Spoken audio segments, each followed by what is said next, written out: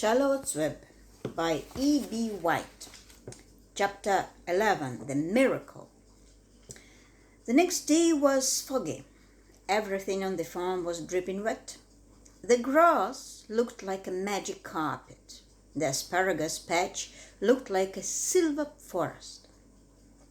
On foggy mornings, Charlotte's Web was truly a thing of beauty. This morning, each thin strand was decorated with dozens of tiny beads of water. The web glistened in the light and made a pattern of loveliness and mystery like a delicate veil. Even Lurvy, who wasn't particularly interested in beauty, noticed the web when he came with the pig's breakfast. He noted how clearly it showed up, and he noted how big and carefully built it was.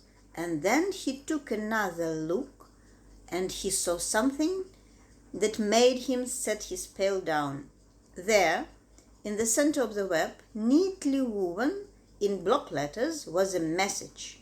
It said, "Some pig." Lurvy felt weak. He brushed his hand across his eyes and stared harder at Charlotte's Web. "I'm seeing things," he whispered. He dropped to his knees and uttered a short prayer. Then, forgetting all about Wilbur's breakfast, he walked back to the house and called Mr. Zuckerman. "I think you'd better come down to the pig pen," he said. "What's the trouble?" asked Mr. Zuckerman. "Anything wrong with the pig?" "Not exactly," said Lurvy. "Come and see for yourself." The two men walked silently down to Wilbur's yard. Lurvy pointed to the spider's web. "Do you see what I see?" he asked. Zuckerman stared at the writing on the web. Then he murmured the words "some pig." Then he looked at Lurvy. Then they both began to tremble. Charlotte, sleepy after her night's exertions, smiled as she watched. Wilbur came and stood directly under the web. "Some pig," muttered Lurvy in a low voice. "Some pig," whispered Mr. Zuckerman. They stared and stared for a long time at Wilbur. Then they stared at Charlotte. "You don't suppose that spider—" began Mr. Zuckerman, but he shook his head and didn't finish the sentence. Instead, he walked solemnly back up to the house and spoke to his wife. "Edith, something has happened," he said in a weak voice. He went into the living room and sat down, and Mrs. Zuckerman followed. "I've got something to tell you, Edith," he said. "You'd better sit down." Mrs. Zuckerman sank into a chair. She looked pale and frightened. "Edith," he said, trying to keep his voice steady, "I think you had best be told that we have a very unusual pig." A look of complete bewilderment came over Mrs. Zuckerman's face. "Hammer Zuckerman, what in the world are you talking about?" she said. "This is a very serious thing, Edith," he replied. "Our pig is completely out of the ordinary." "What's unusual about the pig?" asked Mrs. Zuckerman, who was beginning to recover from her scare. "Well, I don't really know yet," said Mr. Zuckerman, "but we have received a sign, Edith, a mysterious sign. A miracle has happened on this farm. There is a large spider's web in the doorway of the barn cellar, right over the pig pen, and when Lurvy went to feed the pig this morning, he noticed the web because it was foggy, and you know how a spider's web looks very distinct in a fog. And right spank in the middle of the web there were the words "some pig." The words were woven right into the web. They were actually part of the web, Edith. I know because I have been down there and seen them. It says "some pig," just as clear can be. There can be no mistake about it. A miracle has happened and a sign has occurred here on earth, right on our farm, and we have no ordinary pig. "Well," said Mrs. Zuckerman, "it seems to me you're a little off. It seems to me we have no ordinary spider. Oh no, said Zuckerman. It's the pig that's unusual. It says so right there in the middle of the web. Maybe so, said Mrs. Zuckerman. Just the same, I intended to have a look at that spider. It's just a common gray spider, said Zuckerman. They got up and together they walked down to Wilbur's yard. You see, Edith, it's just a common gray spider. Wilbur was pleased to receive so much attention. Lovey was still standing there, and Mr. and Mrs. Zuckerman, all three, stood for about an hour, reading the words on the web over and watching Wilbur. Charlotte was delighted with the way her trick was working. She sat without moving a muscle and listened to the conversation of the people. When a small fly blundered into the web just beyond the word pig, Charlotte dropped quickly down, rolled the fly up, and carried it out of the way.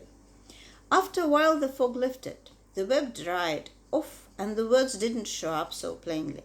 The Zuckermans and Lovey walked down to the house. Just before they left the pig pen, Mr. Zuckerman took one last look at Wilbur.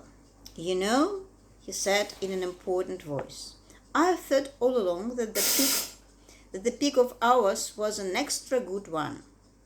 He's a solid pig. That pig is as solid as they come. You notice how solid he is around the shoulders, Lovey? Sure I do, said Lovey. I have always noticed that pig. He's quite a pig. He's long and he's smooth, said Zuckerman. That's right, agreed Lovey. He's as smooth as they come. He's some pig. When Mr. Zuckerman got back to the house, he took off his work clothes and put on his best suit. Then he got into his car and drove to the minister's house. He stayed for an hour and explained to the minister that a miracle had happened on the farm. So far, said Zuckerman, only 4 people on earth know about this miracle. Myself, my wife Edith, my hired man Lovey, and you. Don't tell anybody else, said the minister. We don't know what it means yet, but perhaps if I give thought to it, I can explain it in my sermon next Sunday. There can be no doubt that you have a most unusual pig. I intend to speak about it in my sermon and point out the fact that this community has been visited with a wondrous animal. By the way, does the pig have a name? Why, yes, said Mr. Zuckerman. My little niece calls him Wilbur. She's a rather queer child, full of notions. She raised the pig on a bottle, and I bought him from her when he was a month old. He shook hands with the minister and left. Secrets are hard to keep. Long before Sunday came, the news spread all over the county. Everybody knew that a sign had appeared in a spider's web on the Zuckerman place. Everybody knew that the Zuckermans had a wondrous pig. People came from miles around to look at Wilbur and to read the words on Charlotte's web. The Zuckerman's driveway was full of cars and trucks from morning till night, Fords and Chevys and big Roadmasters and GMC pickups and Plymouths and Studebakers and Packards and DeSotos with Geromatic transmissions and Oldsmobiles with rocket engines and Jeep station wagons and Pontiacs. The news of the wonderful pig spread clear up into the hills, and farmers came rattling down in buggies and bugboats to stand hour after hour at Wilbur's pen, admiring the miraculous animal. All said that they had never seen such a pig before in their lives. When Fern told her mother that Avery had tried to hit the Zuckerman spider with a stick, Mrs. Arable was so shocked that she sent Avery to bed without any supper as punishment. In the days that followed, Mr. Zuckerman was so busy entertaining visitors that he neglected his farm work. He wore his good clothes all the time now, got right into them when he got up in the morning. Mrs. Zuckerman prepared special meals for Wilbur. Lovey shaved and got a haircut, and his principal farm duty was to feed the pig while people looked on. Mr. Zuckerman ordered Lovey to increase Wilbur's feedings from 3 meals a day to 4 meals a day. The Zuckermans were so busy with visitors, they forgot about other things owned the farm. The blackberries got ripe, and Mrs. Zuckerman failed to put up any blackberry jam. The corn needed hoeing, and Levi didn't find time to hoe it. On Sunday the church was full. The minister explained the miracle. He said that the words on the spider's web proved that human beings must always be on the watch for the coming of wonders. All in all, the Zuckerman's pig pen was the center of attraction. Fern was happy, for she felt that Charlotte's trick was working and that Wilbur's life would be saved. But she found that the barn was not nearly as pleasant. Too many people. She liked it better when she could be all alone with her friends, the animals.